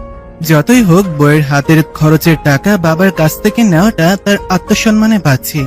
তাই সে ঠিক করেছে এখন থেকে বাবার ব্যবসায় হাত লাগাবে। সেই অনুযায়ী তার বাবার বিয়ের কাছ থেকে কাজ বুঝে নিচ্ছে। ঘড়িতে নজর বুলালো একবার। রাত 8:56। ঝটপট সব কাজ গুছিয়ে বাইক নিয়ে বেরিয়ে পড়লো বাড়ির উদ্দেশ্যে। বাড়িতে পৌঁছে সিঁড়ি দিয়ে উপরে উঠতে নিয়ে দেখা হয় তার মায়ের সাথে। ইরা দুপুরে খায়নি, শত জোর করেও খাওয়াতে পারিনি। তপ্ত এক শ্বাস ফেলে রাদীপ। তুমি একটা প্লেটে খাবার বেড়ে রাখো, আমি আসছি। রুমে ঢুকে চোখে পড়লো ইরাকে। বইয়ে মুখ ডুবিয়ে বসে রয়েছে। রাদীপ এগিয়ে গিয়ে নিজের ফোনে একটা ভিডিও অন করে ইরার সামনে ধরে। নাদিয়া মেয়েটার সাথে রাদীপ যখন পুকুর পাড়ে কথা বলছিল, সেই সময় সিসিটিভি ফুটেজ। এটা জোগাড় করতে ছেলেটা সারা বিকাল ক্যাম্পাসেই ছিল। ভিডিওতে রাদীপের চড়মারা সিনটা স্পষ্ট। ইরা রাদীপের দিকে তাকায়। মুখে বললে বিশ্বাস করবি না বলেই ভিডিও জোগাড় করে আনলাম। এবার বল, আমাকে ভুল বোঝার অপরাধে তোকে কি শাস্তি দেওয়া যায়? ইরা নিশ্চুপ। রাদীপকে ভুল বোঝা উচিত হয়নি। সে তো জানে রাদীপ কেমন ছেলে, তবুও। আমি সরি। বালের সরি তোর কাছেই রাখ, যা চোখ মুখে পানি দিয়ে আয়। ইরা সোফার ওপর আয়েশ করে বসে আছে। রাদীপ খাবার নিয়ে এসেছে নিচ থেকে। মেয়েটা কিছু বলার আগেই রাদীপ ইরার মুখের সামনে ভাতের লোকমা। ইরা চোখ তুলে তাকায় রাদীপের দিকে। তাকিয়ে রয়েছিস কেন? আগে কি কখনো খাওয়াইনি তোকে? হ্যাঁ দিয়েছিস, তবে চুপচাপ খা মেরিমা। খাওয়ানোর শেষ পর্যায়ে ইরা খেয়াল করে রাদীপ কেমন মিটিমিটি হাসছে। হাসছিস কেন ওভাবে? ইরা আমার না ভেবে কেমন হাসি পায়। ছোটবেলায় তোর নাক দিয়ে পানি পড়তো সেই ইরা এখন আমার ঘরের বউ। তেলে বেগুনে জ্বলে ওঠে ইরা। তুই যে ছোটবেলায় প্যান্ট ছাড়া ঘুরে বেড়াতিস, প্যান্ট পরে পটি করে দিতিস, বলবো আমি সেসব? ইরার বাচ্চা। ও হ্যালো, আমি ইরার বাচ্চা নেই কোনো। দুষ্টু হাসি ফুটে ওঠে রাদীপের মুখে। সে ফিসফিস করে বলে, তুই চাইলে আসতেই পারে, আমার প্রবলেম নেই। বিয়ে করবি না করে মাথা খেয়েছিস, এত সহজেই ভুলে গেলি? এখন খুব শখ না? অসভ্য। রাদীপ প্রত্যুত্তর করার আগেই ইরার মুঠোফোন বেজে ওঠে। আখি কল করেছে। এই সময় তো আখির কল করার কথা না। সৎপাস না ভেবে কল ধরলো ইরা। রাদিফ কোথায়? ইরা, রাদিফ কোথায়? রাফি দেখা নেই। কি হয়েছে আখি? কাঁদছিস কেন? ইরা, রাদিফকে একটু বল না ইফতির কাছে যেতে। ও তো পাগলামি করছে। চট করে মাথা তুলে তাকায় রাদিফের দিকে। আজ তো 8 তারিখ, রাত 12টার পরেই 9 তারিখ। আখি, এই আখি তুই সামলা নিজেকে। আমি যাচ্ছি, সাদিকে নিয়ে এক্ষুনি যাচ্ছি। শুনছেন নিস্তব্ধ রাস্তা। দূর কোথাও থেকে ভেসে আসছে কুকুরের হাঁক ডাক। সেই নিস্তব্ধতায় ঘেরা রাস্তা দিয়ে এগিয়ে যাচ্ছে ইফতি। তার হাতে এক গুচ্ছ লাল গোলাপ, আরেক হাতে একটা বিড়াল সম্পূর্ণ সাদা রঙের। আরো কিছুটা এগিয়ে গিয়ে ছেলেটার পা থেমে যায়। সে এসে গেছে তার গন্তব্যে, সামনে কবরস্থান। ইফতির পা যেন এগোতে চাচ্ছে না, তবুও জোর করে এগিয়ে যায় সে। একটা কবরের সামনে যেতেই হাতে থাকা বিড়ালটা ধপ করে নেমে যায় হাত থেকে। বিড়ালের গতিবিধি দেখে হাসে ছেলেটা। গত 3টা বছর ধরে একই কাজ করে আসছে। ইফতি হাসি মুখে কবরটার পাশের মাটির উপরেই বসে পড়ে। ফুলের গুচ্ছটা এগিয়ে দেয় কবরের পাশে। দেখ না তনয়া, আজ আমি তাড়াতাড়ি এসেছি, অনেক গল্প করব তার সাথে। ওপাশ থেকে কোনো উত্তর আসে না। আসবে বা কিভাবে? কবরে থাকা মানুষ কি কথা বলতে পারে? এই তনয়া দেখ, আমি তোর জন্য লাল গোলাপ নিচ্ছি। তুই তো লাল গোলাপ খুব করে চাইতিস আমার কাছে। দেখ না, উঠবি না? সাদা বিড়ালটা শুয়ে আছে কবরের সাথে লেপটে। বোবা প্রাণীটাও বুঝতে পারে তার মালিক। এই দেখ, সাথে ইনিকেও এনেছি, ওকেও দেখবি না? হাত ঘড়িতে সময় দেখে নিল 12টা বাজতে 2 মিনিট বাকি। ইফতি চিত হয়ে শুয়ে। 3, 2, 1, হ্যাপি বার্থডে তনয়া। তুই সবসময় বলতিস না সবার আগে ইফতি ভাই আমাকে বার্থডে উইশ করবে। তোর কথা মতো আমি আজও সবার আগে তোকে উইশ করার জন্য এসেছি। দেখ, কবরের মাটিতে হাজারো চুমুতে ভরিয়ে দেয় ছেলেটা। চোখ দিয়ে গড়িয়ে পড়ছে উষ্ণ তরল। ছেলেটা হুট করে চিৎকার করে ওঠে। তনয়া, তনয়া রে, বড় বাবা আমায় বলেছিল তোর বয়স 18 হলেই আমার হাতে তুলে দিবি তোকে। এই দেখ, আজ তোর বয়স 18 হয়ে গেল। তুই ফিরে আয় তনয়া, তোকে তো আমি ঘরের বউ করবো। আয় না, কেন চলে গেলি আমাকে ফাঁকি দিয়ে? আমার যে কষ্ট হয় তনয়া, তুই তো আমার কষ্ট সহ্য করতে পারতিস না, তবে আজ কেন আসছিস না? দেখ না তনয়া, আমি কাঁদছি, কষ্ট হচ্ছে, আমার বুক ছিঁড়ে যাচ্ছে তনয়া। আয় না, তুই নেই, আমাকে কেউ ভাত বেড়ে খেতে দেয় না তনয়া। আমাকে একা করে কেন চলে গেলি? আমার মাথাটা হাতায় দে না। আসছিস না কেন? শুনতে পাচ্ছিস না তুই আমার কথা? ইফতির হ্যালুসিনেশন হচ্ছে। চোখের সামনে ভেসে উঠছে তনয়া। এই তো আমার তনয়া, তোকে আর রেখে যাব না, চল আমার সাথে। ইফতি মেয়েটার হাত ধরতেই হাওয়ায় মিলিয়ে যায় মেয়েটার অবয়ব। আরো বেশি পাগলামি করতে লাগে ইফতি। পাগলের মতন কবরের মাটি খুঁড়তে লাগে। ওই মুহূর্তে ওইখানে উপস্থিত হয় সাদি আর রাদীপ। ইফতি, কি করছিস কি? এরকম করলে তনয়া আরো কষ্ট পাবে। মাথা তুলে পেছনে তাকায় ইফতি, গিয়ে জড়িয়ে ধরে রাদীপ আর সাদিকে। দেখ না, একটু আগেই তনয়া এখানে ছিল, আমি হাত ধরতেই গায়েব হয়ে গেল। আসতে বল না ওকে, আজ যে ওর বয়স 18 হয়ে গিয়েছে, এখন ওকে আসতে বল, বড় বাবা আমার হাতে তুলে দিবে। বল না রাদীপ, এই সাদি তুই বল। দুইজনই বেশ বুঝতে পারে ইফতির আবারও হ্যালুসিনেশন হচ্ছে। এটা নতুন না, প্রায়ই হয়। ইফতি, অনেক রাত হয়েছে, চল। তোরা বুঝতে পারছিস না, আমার তনয়া আজ যাবে আমার সাথে, ও তো কথা দিয়েছিল। শত বুঝিও লাভের লাভ কিছুই হলো না। ইফতি পাশে বসে এক দৃষ্টিতে তাকিয়ে আছে। রাদীপ আর জোর করেনি। ইফতির সময়ের প্রয়োজন। বছরের 2টা দিন ইফতি নিজের মধ্যে থাকে না। এক তনয়ের জন্মদিন আর এক তনয়ের মৃত্যুবার্ষিকীতে। অনেক সময় বাদে রাদীপ এগিয়ে যায়, কাঁধে হাত রাখে। ইফতি, এবার যেতে হবে। ইফতি শোনে রাদীপের কথা, দুহাত দিয়ে জড়িয়ে ধরে কবরটাকে, মাটিতে চুমু এঁকে দেয়। আমি আবার আসবো তনয়া। চল রাদীপ। রাদীপ তাকায় ইফতির দিকে। ছেলেটা নিজেকে স্বাভাবিক করতে চাচ্ছে দেখে আর কথা বাড়ায় না। শুনছেন নিশুতি রাতে 3 বন্ধু রওনা হয় তাদের বাড়ির উদ্দেশ্যে। হুট করে রাদীপ বাইক থামায়। সাদি বলে, কিরে থামলি কেন? রাদীপের দেখা দেখি বাকি দুজনও নেমে যায়। কোথায় থেকে যেন আঁকি দৌড়ে এসে ইফতির গায়ে হামলে পড়ে। হঠাৎ এমনটা হয় কিছুটা পিছিয়ে যায় ইফতি, পরক্ষণে সামলে নেয় নিজেকে। কি হয়েছে, গাড়ি কাটছিস কেন? তুই আর কষ্ট পাস না ইফতি, আমাকে বল তোর তনয়া কেমন ছিল? আমি তেমনি হয়ে যাব, সত্যি বলছে। কথা বলতে বলতে নাক টানছে মেয়েটা। রাদীপ আর সাদি মুখ চাওয়াচুই করে। এই সময় এসব বলছে কেন মেয়েটা? ইফতি যদি রেগে যায়, কিন্তু তাদের ভুল প্রমাণ করে ইপ্তি হাসি মেয়েটার কথা শুনে। আখি একটু বেশি ভাবে তাকে নিয়ে। তোকে কারো মতো হতে হবে না আখি, তুই যেমন তেমনই থাক। আমার শূন্য জীবনে তোর মতো একটা গাঠি থাকলে মন্দ হয় না বিষয়টা। নতুন ভোরের সূচনা, নতুন দিনের সূচনা। অনেকের হয়তো নতুন করে বাঁচা, নতুন করে জীবন যুদ্ধে যাওয়ার সূচনা হয় একটা দিনের সূচনার সাথে। কাল রাতে রাদিফের বাড়ি ফিরতে ফিরতে অনেক রাত হওয়ায় ইরার সাথে তেমন কোনো কথা হয়ে ওঠেনি। আখের বিষয়েও কোনো কথা হয়নি তাদের। রাদীপ ঘুম থেকে উঠে বারান্দার গাছে পানি দিচ্ছে। এই গাছগুলো ইরা খুব শখ করে লাগিয়েছে। নে রাফিদ, তোর চা। রাদীপ তাকায় ইরার দিকে। শাড়ি পরেছে মেয়েটা, তবে সেই রূপে মুগ্ধ হওয়ার আগেই মেজাজ বিগড়ে গেল রাদীপের। ইরা হাত থেকে চায়ের কাপ রেখে দেয় অন্য পাশে, টেনে রুমে নিয়ে দেয়ালের সাথে আটকে ধরে ইরাকে। এই তোকে না বলেছি তুমি করে বলতে, তুমি বল এক্ষুনি তুমি করে বলবি। অন্যদিকে ফিরে ইরা। অনেক দিনের অভ্যাস, তুমি করে বলতে আমার লজ্জা লাগে। আহারে সোনা, লজ্জা লাগার কিছু বলিনি আমি, তুমি করে বলো এক্ষুনি। ফার্স্ট ইরা। ইরা চোখ মুখ কুচকে তো তুমি? রাদীপ হাসে। ইরা তাকিয়ে থাকে সেই হাসি মাখা মুখের পানে। আখির সাথে কথা হয়েছে তোর? হ্যাঁ, সকালে কল করেছিল, ইফতির কথা জিজ্ঞেস করেছিল। রাদীপ ইরাকে কালকের ঘটনা খুলে বলে। আচ্ছা তোরা মেয়েরা এমন কেন, আখি কেন প্রকাশ করছে না নিজের অনুভূতি? আসলে আখি আর 5টা মেয়ের মতো না, আমরা সবাই জানি। ওর মধ্যে বাচ্চা মোটা রয়ে গিয়েছে, হয়তো ও নিজেই নিজের অনুভূতি বুঝতে অক্ষম। রাদীপ বুঝমানের মতন মাথা নাড়ে। হুট করে প্রশ্ন করে, আজ শাড়ি পরেছিস কেন? আজ নাকি তোর থুড়ি থুড়ি তোমার নানু বাড়ির লোক আসবে, তাই পড়তে বললো মা। রাদীপ কিছু বলল না। ইরা আর দেরি না করে নিচে নেমেছে। ইরার তড়িঘড়ি করে যাওয়া দেখে আনমনেই হাসে রাদীপ। ইপ্তির বড় চাচার মেয়ে তনয়া। ইপ্তির বাবা মারা যাবার পর থেকেই তারা বড় চাচার সাথে থাকতো। বড় চাচার একমাত্র মেয়ে তনয়া তখন ইফতির নেওটা। সব কাজেই তার ইপ্তি ভাইয়াকে লাগবেই। মাঝে মাঝে ইপ্তি বিরক্ত হতো, কিন্তু দিন যাওয়ার সাথে সাথে ইপ্তি কেমন যেন মেয়েটার মায়ায় জড়িয়ে পড়ে। তনয়া শৈশব থেকে কৈশোরে পদার্পণ করার পর যেন ইফতিকে নিয়ে তার পাগলামো বাড়তে থাকে।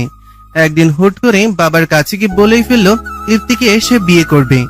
ইফতির চাচি ইফতিকে তেমন একটা পছন্দ করতো না, তবে তনয়ের বাবা ইফতির প্রতি মেয়ের আসক্তি দেখে তাদের বিয়ে পড়িয়ে রেখেছিল খুব গোপনে। কথা ছিল তনয়ের 18 বছর হলেই মেয়েকে ইফতির হাতে তুলে দেবেন। কিন্তু হায়, ভাগ্যের নির্মম পরিহাস। বিয়ে হওয়ার ঠিক 1 সপ্তাহের মাথায় মেয়েটার নাক মুখ দিয়ে রক্তবমি করতে থাকে। মেয়ের অবস্থা দেখে বাবা আর ইফতি হসপিটালে নিয়ে যায়। সেখানে গিয়ে হয়তো ইফতি তার জীবনের সব থেকে বড় সত্যের সম্মুখীন হয়েছিল। তনয় মেয়েটার ব্লাড ক্যান্সার লাস্ট স্টেজ চলছিল, অথচ প্রাণোচ্ছল মেয়েটা জানতো না মরণ ব্যাধি রোগ বাসে বেঁধেছে তার ভেতর। টানা 3 দিন হসপিটালে মৃত্যুর সাথে পাঞ্জে লড়ে পৃথিবীর মায়া ত্যাগ করে মেয়েটা। মৃত্যুর দ্বার প্রান্তে এসো মেয়েটা শক্ত করে ধরে রেখেছিল ইফতির হাত। তার শেষ কথা ছিল, ইফতি ভাই, আমি চাই আমার অবর্তমানে তোমাকে কেউ যত্ন করুক। আমি তোমার প্রথম স্ত্রী হিসেবে তোমাকে অনুমতি দিলাম বিয়ে করার। এটাই আমার শেষ ইচ্ছে। ইফতি সেদিন মেয়েটাকে কোনো উত্তর দিতে পারেনি। অবুঝ মেয়েটা যেন সেদিন বুদ্ধিমতী হয়ে গিয়েছিল। নিজের মৃত্যুর পরোয়া না করে সে ভেবেছিল ইফতির ভালো থাকা নিয়ে। ভালোবাসা এমনও হয়, তার ভালোবাসা হয়তো এমনই ছিল। কাল রাতে ইফতিকে আর বাড়ি ফিরতে দেয়নি। সাদি নিজের বাসায় নিয়ে এসেছিল। সাদি চা নিয়ে রুমে আসে। ইফতি ঘুম থেকে উঠেছে আরো কিছুক্ষণ আগে। 2 বন্ধু চা খাচ্ছে একসাথে বসে। সাদি ইফতিকে কিছু বলতে চাচ্ছে, তবে ছেলেটা যদি আবারও উত্তেজিত হয়ে পড়ে সেই ভেবে চুপ রয়েছে।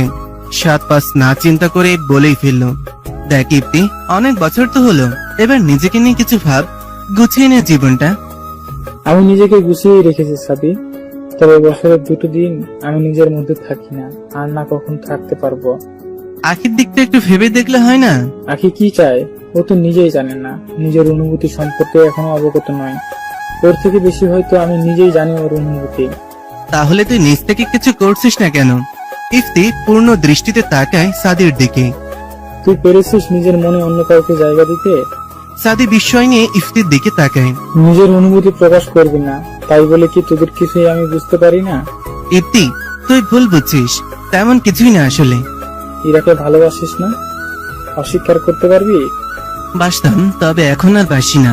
আর আমি চাই না এই বিষয়ে আর কেউ জানুক। আচ্ছা তা ঠিক আছে, কিন্তু নিজেকে নিয়ে ভাবা উচিত তোর। আমি এইভাবেই ঠিক আছি। ইরা এখন ভালো আছে, খুশি আছে, আর ওর খুশিতেই আমি খুশি। ইফতি আর কিছু বলে না। ভালোবাসা এমন এক সংক্রমণ যার সংস্পর্শে এলে কঠিন থেকে কঠিনতম মানুষও নরম হতে বাধ্য।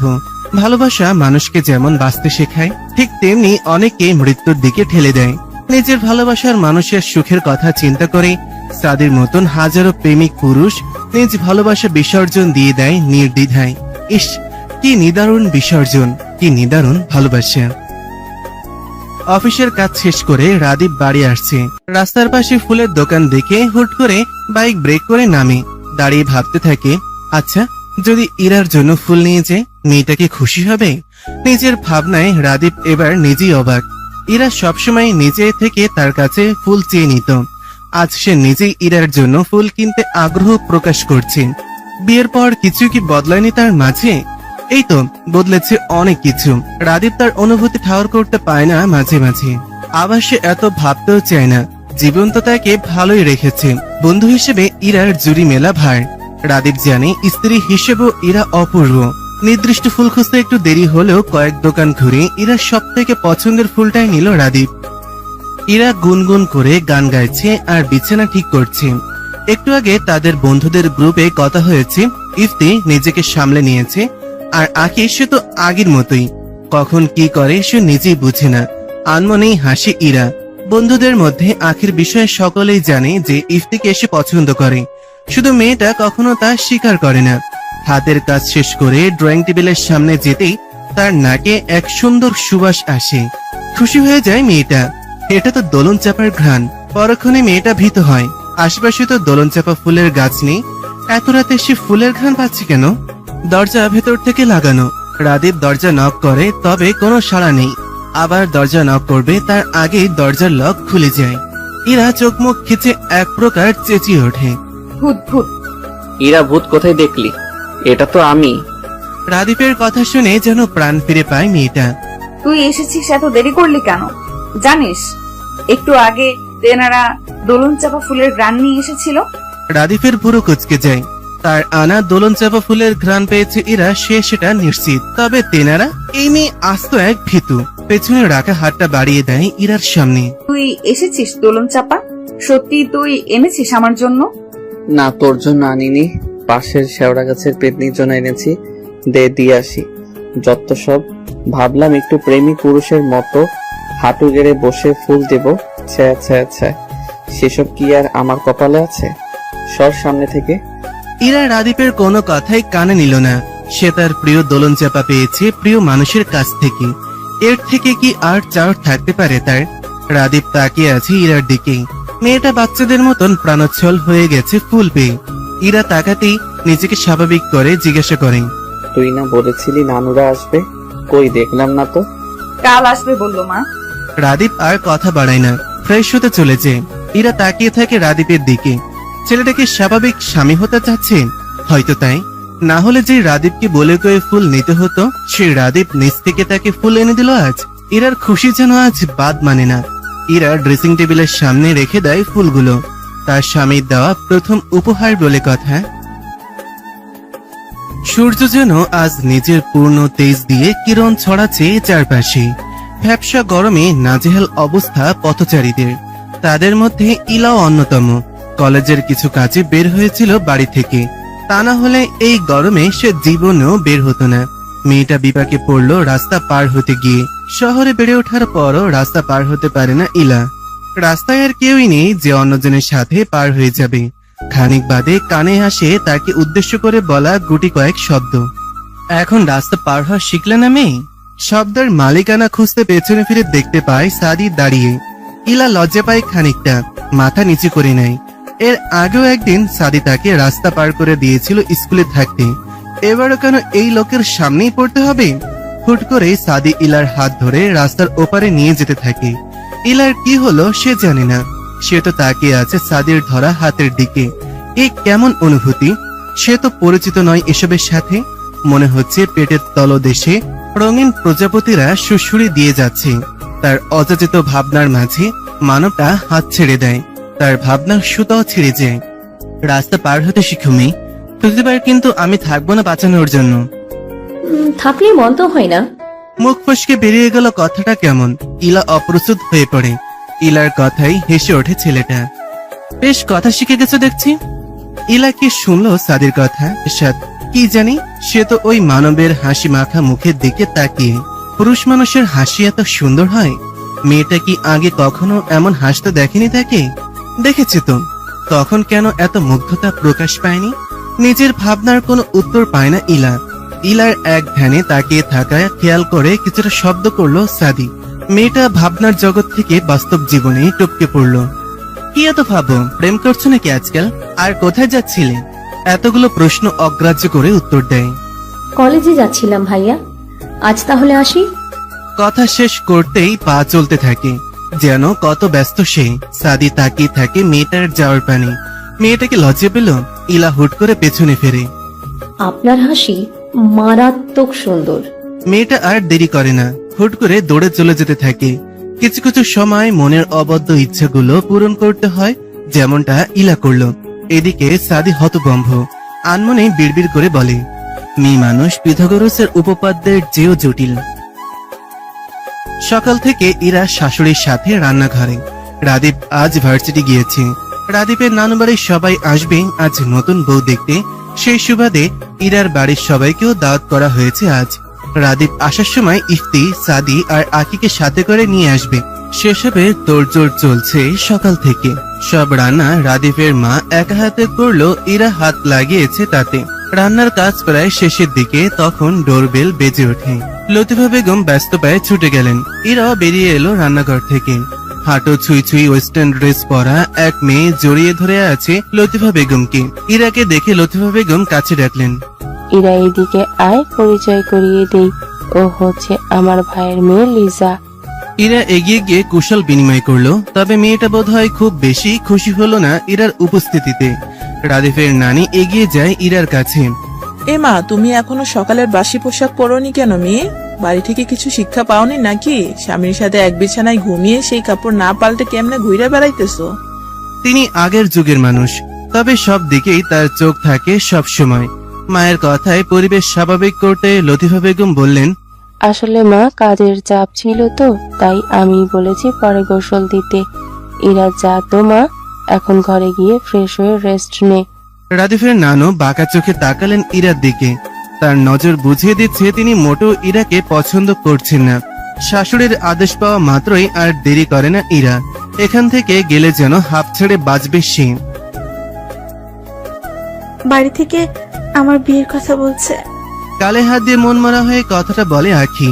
আখির কথায় ছোটখাটো একটা বিস্ফোরণ ঘটে গেল ইফতির বুকে। বিয়ের কথা বলছে মানে? মামার বাড়ির আবদার নাকি? যে সে যাকে নিয়ে খুশি হতে চাইবে সেই চলে যাবে? এবার আর কিছুই যেতে দেবে না সে। আখিকে তার লাগবেই।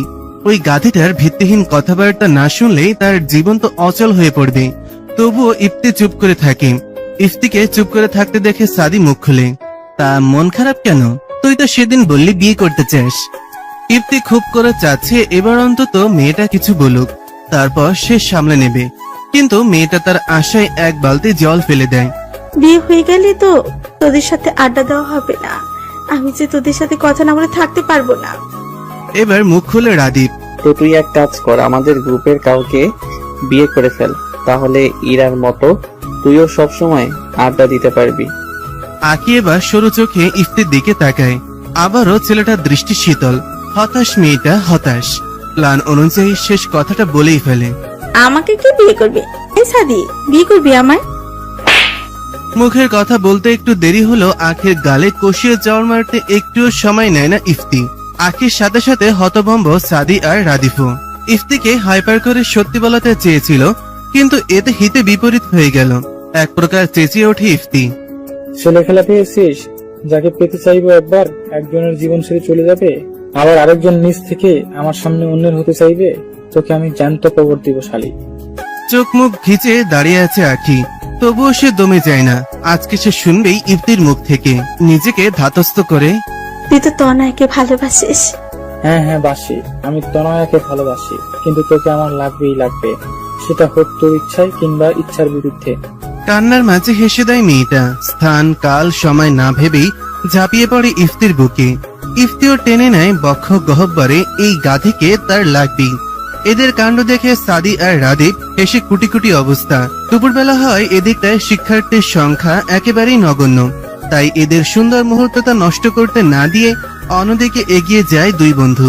তৃষ্ণার্ত দুই প্রেমিক প্রেমিকা একান্তই সময় কাটাক নিজেদের মতন করে। কাবাব মে হাড্ডি হবে কেন শুধু শুধু। লতিফা বেগমের কথা অনুযায়ী আজও শাড়ি পরেছে ইরা। রাদিফের নানি আগের দিনের মানুষ, কখন কোন ভুল ধরে ফেলেন বলা যায় না।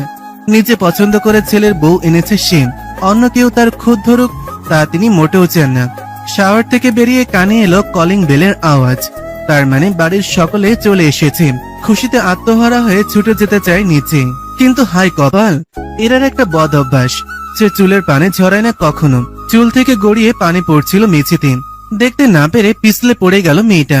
ইরার ঘরের সকলেই উপস্থিত হয় মুহূর্তেই। নিজের কেমন লজ্জা লাগছে।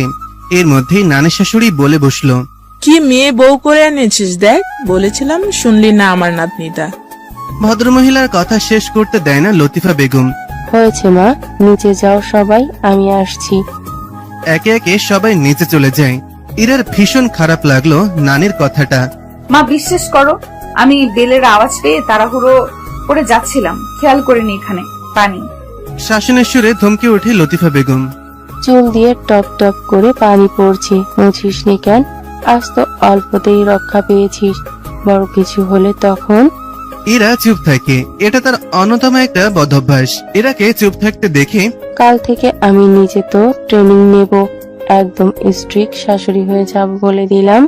লতিফা বেগমের কথা বলার ভঙ্গিমায় হেসে দেয় ইরার সাথে লতিফা বেগম নিজেও। রুমে প্রবেশ করে এই সুন্দর মুহূর্তের সাক্ষী হয় রাদীপ। অন্তর জুড়ে যায় কেমন শীতল স্রোত নেমে যায়। এই তো তার জীবনের দুই নারী, একজন তার মা, আরেকজন সে তো ভবিষ্যৎ বাচ্চার মা। নিজের অযাচিত ভাবনাই আনমনেই হাসে ছেলেটা। আপাতত ইরা ঘরে একা, রাদীপ একটু আগে বাইরে গিয়েছে। ইরার পড়ে যাওয়ার ব্যাপারটা নিয়ে বাড়ি মাথায় তুলে নিয়েছিল ছেলেটা। তেমন চোট না পেলেও বাড়িতে ডক্টর এনেছিল রাদীপ, সেসব ভেবেই হাসছে ইরা। রাদীপ তার প্রতি আগে থেকে যত্নশীল। ভাবনার মাঝে ইরার রুমে প্রবেশ করে লিজা, রাদীপের মামাতো বোন। ওয়েস্টার্ন ড্রেস পরা মেয়েটাকে দেখে জোরপূর্বক হাসে ইরা। মেয়েটা কেমন ক্ষিপ্ত হয়ে আছে। এই মেয়ে, এই কেন এলে আমার আর রাদিফের মাঝে? ইরা হতভম্ব, তারা রাদীপের মাঝে বলতে কি বোঝাতে চাইছে মেয়েটা। আবার বলে ওঠে, আজ শুধুমাত্র তোমার জন্য আমি আমার রাদিফকে পেলাম না, না হলে দাদু আমাকে কথা দিয়েছিল রাদিফের সাথে আমার বিয়ে দিবে। কথা বলতে বলতে ইরার ব্যথাযুক্ত পা চেপে ধরে। কি করছেন কি? লাগছে, ছাড়ুন ছাড়ুন বলছি। চেঁচিয়ে ওঠে ইরা। মেয়েটা আরো ক্ষিপ্ত হয়ে ইরার গলা চেপে ধরে। তোকে আমি আজ মেরেই ফেলবো, তোর জন্য আমি রাদিফকে পেলাম না। মুহূর্তেই চোখ বড় বড় করে ফেলে ইরা। ঠিক সেই সময় রুমে উপস্থিত হয় রাদীপ। ঘটনা বুঝতে পেরেই দৌড়ে গিয়ে ইরাকে ছাড়িয়ে নেয়। সাথে সাথে সজোরে এক থাপ্পড় বসিয়ে দেয় লিজা নামের মেয়েটার গালে। তুমি আমাকে মারলে রাদিফ? হ্যাঁ মারলাম, কারণ তুমি নিজের মনুষ্যত্ব হারিয়েছ। তোমার সাহস কি করে হলো ওর গায়ে হাত দেওয়ার? তোমার ওই হাত ভেঙে গুড়িয়ে দেওয়ার আগেই তুমি চলে যাও। এখনই তুমি আমার ঘর থেকে বের হও, এক্ষুনি। রাদীপের বজ্র কণ্ঠে ভয় পেয়ে যায় লিজা। সে আর দেরি না করে নিচে গিয়ে দাদের কাছে নাকা কান্না জুড়ে দেয়। সবকিছু শুনে ভদ্রমহিলা নাতনিকে আশ্বাস দেন, তুই চিন্তা করিস না, ওই মেয়েকে আমি উচিত শিক্ষা দেব, এমন ভাবে শিক্ষা দেব যাতে সাপও মরবে, লাঠিও ভাঙবে না। ইরার গলায় বেশ ভালোভাবে দাগ বসে গিয়েছে, জায়গাটা লাল হয়ে আছে সম্পূর্ণ। রাদীপের দিকে তাকিয়ে প্রশ্ন করে ওঠে ইরা, লিজার সাথে তোর কিসের সম্পর্ক রাফিক? মেয়েটা আস্ত এক সাইকো, বাড়িতে এলে আগে পিছে ঘুরতে থাকে। ওর সাথে আমার কোনো সম্পর্ক নেই। নিজ থেকে আমাকে বিয়ের প্রস্তাব দিয়েছিল, আমি না করে দেওয়ায় তোর সাথেই ব্যবহার। ইরা কিছু বলে না। ইরা, আজ বাড়িতে দাওয়াত, তোদের বাড়ি থেকে সকলে আসবে। আমি কোনো সিন ক্রিয়েট করতে চাচ্ছি না, তবে ওর কাজের শাস্তিও পাবে। তুই প্লিজ নর্মাল হ। ইরা এবারও নিশ্চুপ। রাদীপ ইরার আরো নিকটে চলে আসে। গলার লাল দাগ কমে আসছে খানিকটা। মাথা নিচু করে রক্তিম বর্ণ ধারণ করা জায়গাগুলোতে ঠোঁট ছুঁয়ে দিল পরম আবেশে। ইরা যেন জমে গেল সেইখানটাতেই। তার চোখ বন্ধ। এ কি করলো রাদীপ? এ কেমন অনুভূতির জানান দিচ্ছে। এই এই আমরা কিচ্ছু দেখিনি। হুট করে কারো কণ্ঠ শুনে ছিটকে পড়ে দুজন দুই দিকে। ইরা তো লজ্জায় মরিমরি অবস্থা। দরজায় দাঁড়িয়ে আছে ইফতি আর আখি। ইফতি এক হাত দিয়ে আখির চোখ ধরে আছে, আরেক হাত দিয়ে নিজের মুখের উপর দিয়ে আঙ্গুল ফাঁক দিয়ে চোখ বের করে রেখেছে। হয়েছে তোদের, এবার কি চোখ খুলবো? শালা এখন আর চোখ আটকে কি করবি? যা দেখার তো দেখেই নিয়েছিস। আয় ভিতরে আয়। ভেতরে আসতে আসতে উত্তর করে ইফতি। লে হালুয়া, এখানে আমার দোষ কি? আমি কি জানি তোরা দরজা খোলা রেখে ভিতরে রঙ্গলীলা করছিস? তোরা কি চুপ করবি এবার? ইরার ধমকে অফ হয়ে যায় ছেলে দুটো, তবুও থেমে নেই তাদের মিটমিটানি হাসি। এর মাঝে ইরার বাড়ির সকলে এসে পড়ে। পায়ে ব্যথা নেই, ইরা নিচে এসেছে। মানুষ বলে ওকে না পেলে আমি মরেই যাব। কাউকে না পেয়ে আসলে কেউ মরে না, জীবন তার নিজ গতিতে এগিয়ে যায়। কেটে যায় সময়, যেমন কাটছে সাদের জীবন। সে হেঁটে যাচ্ছে, উদ্দেশ্য নেই জানা। রাদীপের সাথেই ও বাড়ি যাওয়ার কথা ছিল, তবে সে মিছে বাহানা দিয়ে পরে যাবে বলেছে। সাদের ভেতরে চলছে মন মস্তিষ্কের লড়াই। মন বলছে ইরাকে অন্য ঘরে সে দেখতে পারবে না, অপরপক্ষে মস্তিষ্ক নিজেকে এতটা স্বার্থপর হতে সায় দিচ্ছে না। এতদিনের বন্ধুত্বের সম্পর্ক তাদের, তার নিজের স্বার্থের জন্য সে তো বন্ধুদের বাদ দিতে পারে না। এর মাঝেই পায়ের গতি কমিয়ে দেয়, রিক্সা ডেকে উঠে পড়ে।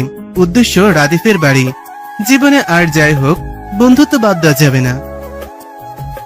পুরো ড্রয়িং রুম জুড়ে মানুষের আনাগোনা। পুরো ঘর ইফতি মাতিয়ে রেখেছে। আসর জমাতে একাই ওস্তাচ্ছে। সাদি এসে সেই কখন থেকে ডোরবেল বাজিয়ে যাচ্ছে, খুলছে না কেউ। রাদীপকে কল করার জন্য মাত্রই ফোন বের করেছিল, তার আগেই দরজা খুলে গেল। আরে ইলাজি, তোমার কলেজের কাজ শেষ? সকালবেলার কথা বলার জন্য ইলার অস্বস্তি হচ্ছে। নিচে তাকিয়ে নখ খোঁচাচ্ছে মেয়েটা। খুব কষ্ট উচ্চারণ করলো, জি জি ভাইয়া। সাদি আরো কিছু বলতে যাবে, তার আগেই ইফতি হাক ডাক শুরু। এই সাদি, ওখানে কি ঢাকার জ্যাম দেখা দিয়েছে নাকি? এগোচ্ছিস না কেন হলুদ ছাড়া? ইফতির কথাই ইলা সামনে থেকে সরে যায়। সাদি খেয়াল করলো ইলা যে অস্বস্তি বোধ করছে, হয়তো সকলের জন্য, নিজের বলা কথার জন্যই। ভেতরে প্রবেশ করে সকলের সাথে কুশল বিনিময় করে সেও আড্ডায় ব্যস্ত করে ফেলে নিজেকে। মনের অবাধ্য অনুভূতিগুলো তাকে কষ্ট দিতে পারে না। দিনের সব থেকে সুন্দর সময় হয়তো দুপুরের পর থেকে সন্ধ্যা হওয়ার সময়টুকু। প্রখর রোদের তাপ কমে এসেছে। মাথার উপরে থাকা সূর্যটা হেলে পড়েছে পশ্চিমে। রোদ পড়ে যাওয়ায় বাড়ির ছোটরা সবাই মিলে ছাদে মাদুর পেতে বসেছে। বড়রা পাশে রাখা চেয়ারে বসে তাদের মতন আড্ডা দিচ্ছে। শুধু অনুপস্থিত লিজা। সেই ঘটনার পর আর ঘর থেকে বের হয়নি। এতে সব থেকে বেশি খুশি হয়েছে ইরা। মেয়েটাকে তার একটুও পছন্দ না। সবাই মিলে আলোচনা করে ঠিক করা হলো এখানে এখন ট্রুথ আর ডেয়ার খেলা হবে। ইলা গিয়ে খালি বোতল নিয়ে এলো। এবার এটা ঘোরানো হবে। প্রথমবারে বোতল গিয়ে থামে সাদির সামনে। Truth or dare? সাদি তাকায় ইফতির দিকে। ছেলেটা মিটিমিটিয়ে হাসছে। এটা সংকেত হচ্ছে ট্রুথ নেওয়া যাবে না, যে কোনো সময় ছেলেটা তাকে ফাঁসিয়ে দেবে। আমি ডেয়ার নিব, ইলা বলে ওঠে। এই আমি ডেয়ার দিব। সাদের গানের গলা দারুণ, তুই একটা গান গাতো। সকলে সাই জানালো। অনিচ্ছা থাকা সত্ত্বেও সাদি গান ধরল। কখনো আকাশ বেয়ে চুপ করে যদি নেমে আসে ভালোবাসা খুব ভরে, চোখ ভাঙা ঘুমে তুমি খুঁজো না আমায়। ইফতি তাকিয়ে আছে বন্ধুর মুখ পানে। সে মন প্রাণে চায় সাদের জীবনেও কেউ এসে ছেলেটাকে গুছিয়ে নিক। সকলের করতালের আওয়াজে ইফতির ধ্যান ভাঙে। পুরো গানটায় সাদি নিচের দিকে তাকিয়ে শেষ করেছে, কেননা কাউকে উদ্দেশ্য করে গান গাওয়ার মতন কেউ তার জীবনে নেই। সকলেই গানের জন্য সাদিকে বাহবা দিল। চুপ রইল ইলা। সাদির ফোনে মায়ের কল আসায় সে নিচে চলে যায়।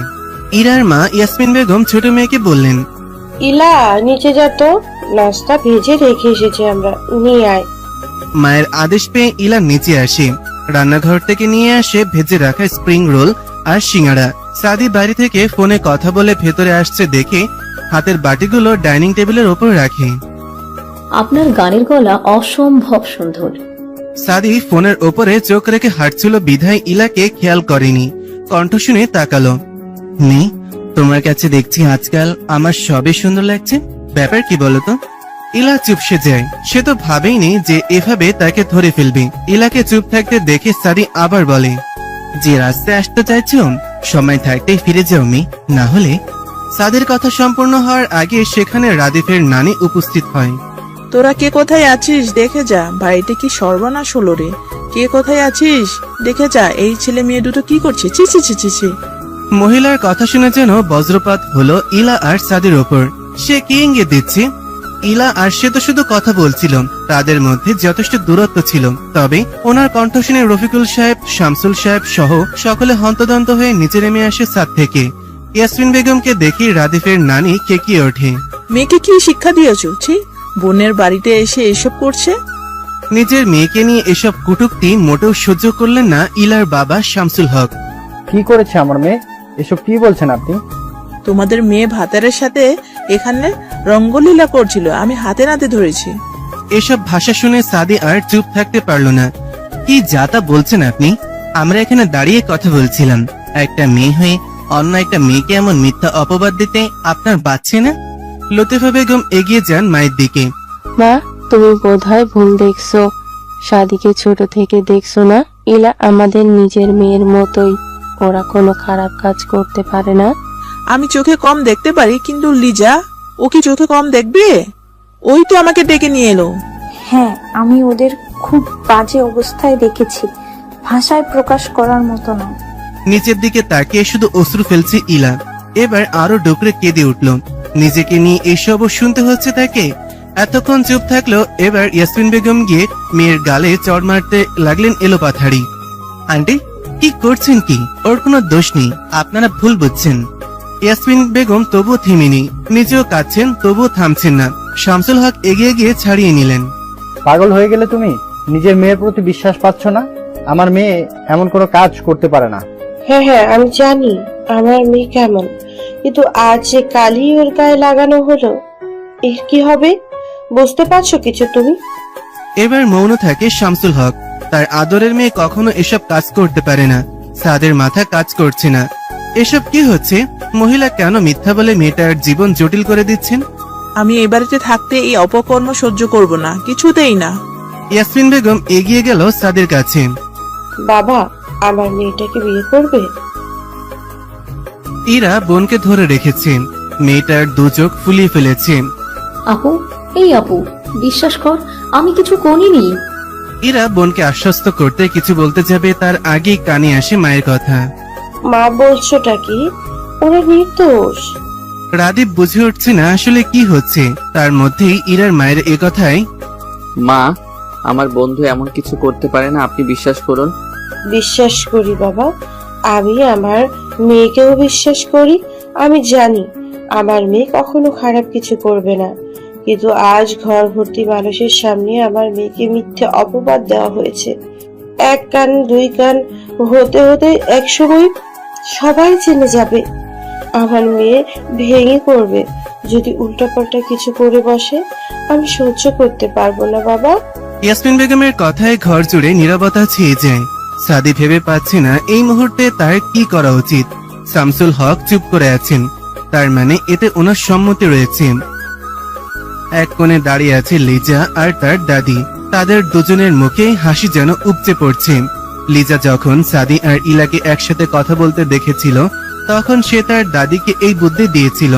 দাদিও রাজি হয়ে যায়, খুব অপদস্থ করতে পারবে ইরার পরিবারকে। তাদের এই জঘন্য ষড়যন্ত্রের শিকার সাদি আর ইলা। রাদীপ এগিয়ে যায় বন্ধুর দিকে। আমরা সবাই তোদের বিশ্বাস করি, এবার সিদ্ধান্ত তোর নিজের। সাদি তাকায় ইলার দিকে। মেয়েটা কেমন জড়সড় হয়ে দাঁড়িয়ে আছে। হেসকি দেওয়ার দরুন নাকের পাটা ফুলে উঠছে বারংবার। আজ তার জন্য এই মেয়েটাকে ভোগান্তিতে পড়তে হয়েছে। আমি ইলাকে বিয়ে করতে রাজি, আপনারা ব্যবস্থা করুন বলে আর দেরি না করে বেরিয়ে যায় ঘর থেকে। ইলা বোনকে ধরে ডুকরে ওঠে। তার জন্য এই মানুষটার জীবনে আজ এই দিন এলো। ইলাকে তৈরি করাতে ইরার ঘরে নিয়ে গিয়েছে। সেখানে উপস্থিত লতিফা বেগম আর ইয়াসমিন বেগমও। এখনো নীরবে অশ্রু ফেলছেন ইয়াসমিন বেগম। কি হয়ে গেল তার মেয়ের জীবনে? লতিফা বেগম এগিয়ে যায় ইলার দিকে। মেয়েটা কেমন বসে বসে ঝিমুচ্ছে। ইলামা, আমাকে ক্ষমা করে দে, আমার বাড়িতে এসে তোকে অপদস্থ হতে হলো। আমি জানি তোরা নির্দোষ। লতিফা বেগমকে জড়িয়ে আরো কেঁদে দেয় মেয়েটা। ইরা সামলে নেয় বোনকে। সাদের মতো ছেলে হাজার খুঁজলেও দুটো পাবে না কেউ। তুমি সুখী হবে ইলা, চিন্তা করো না। পাশ থেকে কথাটা বলে আখি। আখির কথায় সায় জানায় ইরা নিজেও। আমার বোনের কপাল ভালো, তাই ওর ভাগ্যে সাদের মতো সুপুরুষ জুটেছে। এবার কান্না থামাতো, শাড়ি পরাবো তোকে। ইলা কান্না ভেজে চোখ নিয়ে তাকায় মায়ের দিকে। তার মা কিছু বলছে না কেন? মাও কি তাকে ভুল বুঝলো? সন্ধ্যার পর ড্রয়িং রুমে নিয়ে বসানো হয়েছে ইলাকে। তার ঠিক পাশেই সাদি। সাদি এখনো ট্রমা থেকে বের হতে পারেনি। কি হয়ে গেল তাদের সাথে? পর্যাপ্ত দূরত্ব বজায় রেখে কথা বলছিল তারা, তবুও এই হেনস্থার শিকার হতে হলো। বিয়েতে রাজি হয়েছে একমাত্র ইলার কথা ভেবেই। মেয়েটা তো এখনো ছোট। যদি এই মিথ্যা অপবাদের কারণে ইলার জীবনে কোনো বাজে প্রভাব ফেলতো, সাদিকে মেনে নিতে পারতো? এসব ভেবেই বিয়েতে রাজি হওয়া। সাদির বাসায় তার মা ছাড়া আর কেউই নেই। সে তো তার মাকে জানিয়েছে যে বউ নিয়ে বাড়ি যাবে। ভদ্রমহিলা আর কোনো কথা জিজ্ঞাসা করেনি। ছেলের সুখেই তার সুখ। মুহূর্তেই কাজী সাহেবকে নিয়ে আসা হয়। কাবিন কত দিব? এ কথায় সবাই সাদির দিকে তাকায়। যেহেতু তার পরিবারের কেউই এখানে নেই, তাকেই জানাতে হবে। সাদির সরল সহজ উত্তর,